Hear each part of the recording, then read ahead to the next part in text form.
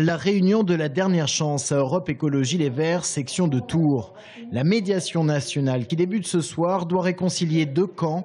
D'un côté, celui des conseillers municipaux de Tours, David Cholet et Caroline Desforges, soutenus par le conseiller régional Christophe Rossignol.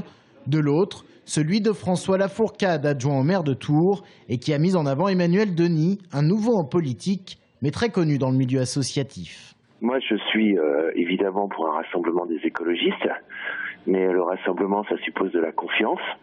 Nous avons deux élus qui ont fait du bon travail, Caroline Desforges et David Cholet.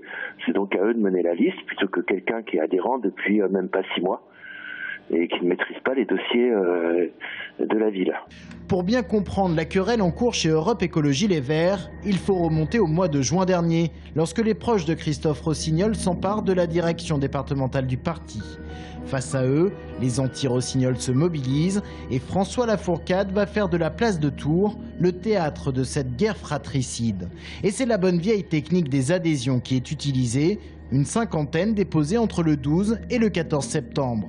À la veille du vote des militants pour définir la liste tourangelle, le rapport de force à Tours a changé en faveur du ticket Lafourcade-Denis. Tout est alors gelé et c'est encore cette situation qui prévaut aujourd'hui. Les négociations qui débutent ce soir risquent bien d'être houleuses. Le clan Lafourcade souhaite voir les adhésions de septembre validées, alors que le clan Rossignol souhaite voir une union autour du ticket Cholet-Desforges.